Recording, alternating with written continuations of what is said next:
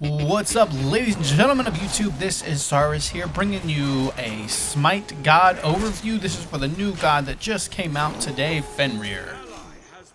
Fenrir, the Unbound of the Norse Pantheon. He is a melee physical character. His roles are Assassin and Bruiser.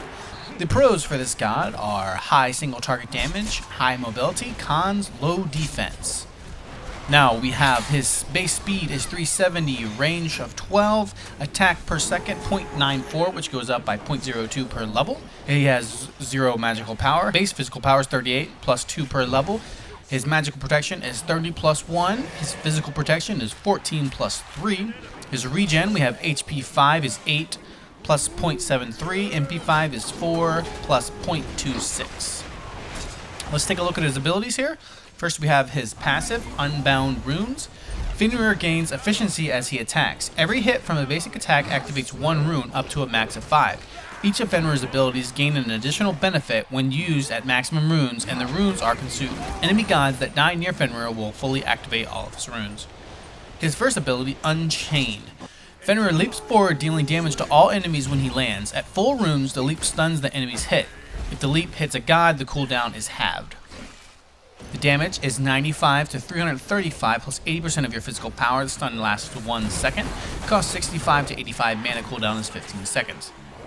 His second ability, Seething Howl. Fenrir rears back and howls, inspiring himself with a physical power and lifesteal buff. At full runes, the buff is increased by 50%.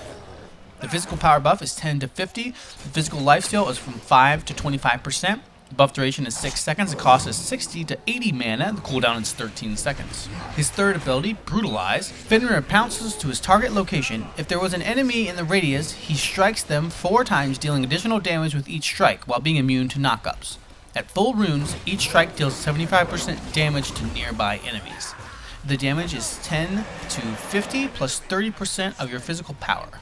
Cost is 70 to 90 mana. Cooldown is 14 seconds. Now for his ultimate ability, Ragnarok. Upon Ragnarok, Fenrir grows massive in size, becoming immune to CC while moving faster. Fenrir bites enemy gods, dealing physical damage and carrying them away.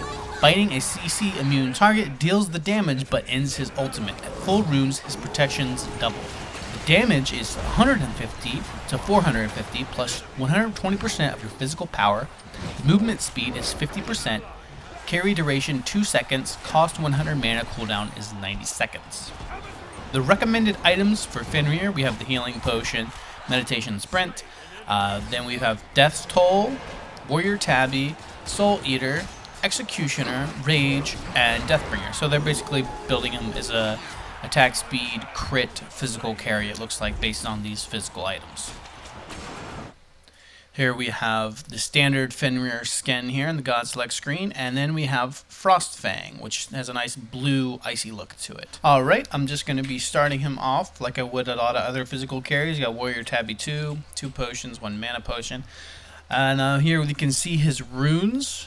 This is what I was talking about earlier, where you can see that they are... you can charge all 5 of them up, and each one of his abilities does something different. So his number 1 here is his jump. And this is how you can place it around as such. His 2, I believe, does not have any area of effect, so it probably will go off instantly. Yep. Okay, so it just goes off as soon as you press 2, the Seething Howl. His number 3, which is Brutalize. Let's see. This thing is a leap, I believe, or dash, something like that, that will hit enemy gods 4 times. And he's also immune to CC. And then it becomes a bit of an AoE if you have full runes. And as you can see, I guess I've auto-attacked 5 times. I've filled up all the runes. Now I'll see what happens when I do my 3 here. Okay, you can see there's a little target that goes above their head while I'm aiming at him, the little slash-looking target. Now, since I have full runes, I'm going to see if this does damage to the archers back there. And you can see, yes, it does. I gotta get out of here before I die. Oh, there I go. So that's pretty cool. You can see the AoE effect there that the ability has. Let's see if I can go ahead and level up to 5 here so we can check out his ultimate. And I wonder what happens if, let's see, if I have 2 runes and well, my jump's supposed to stun, so let's see here what happens. Okay, so of course the effect doesn't go off, and it looks like it actually allows you to keep your runes.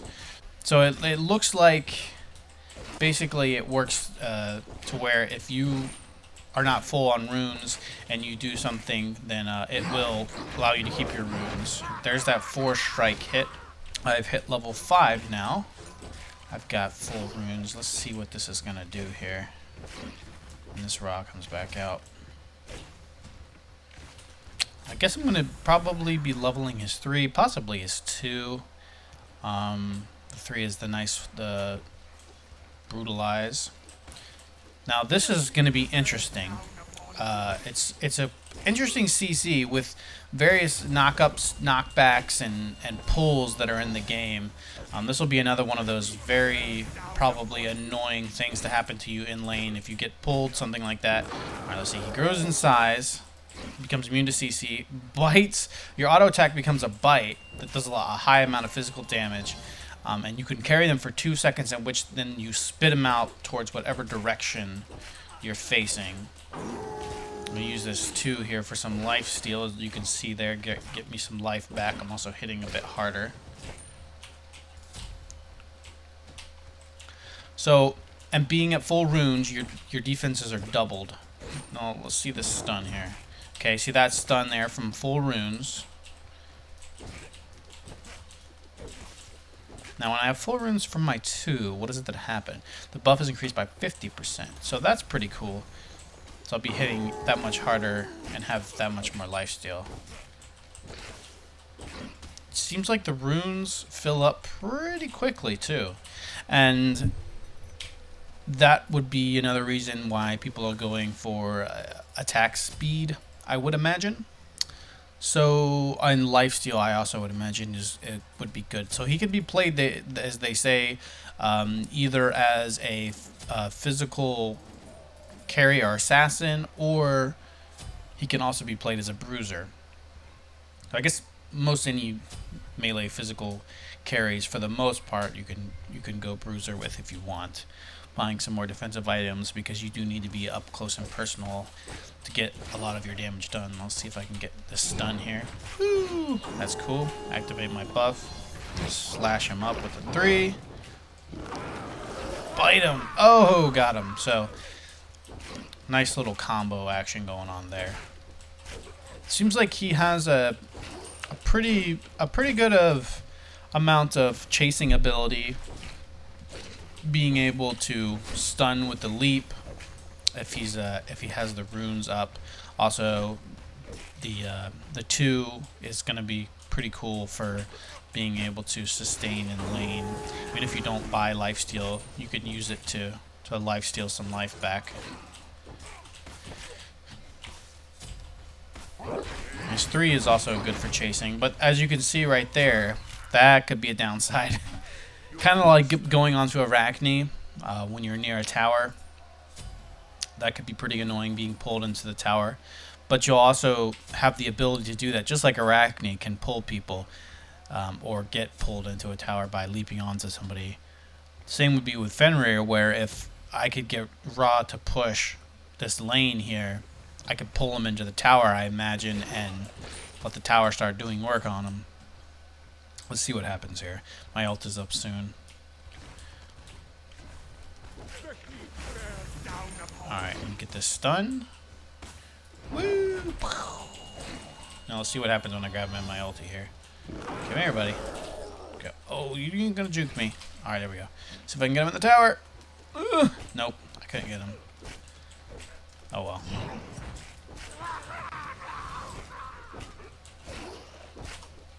His claw slashes are pretty cool.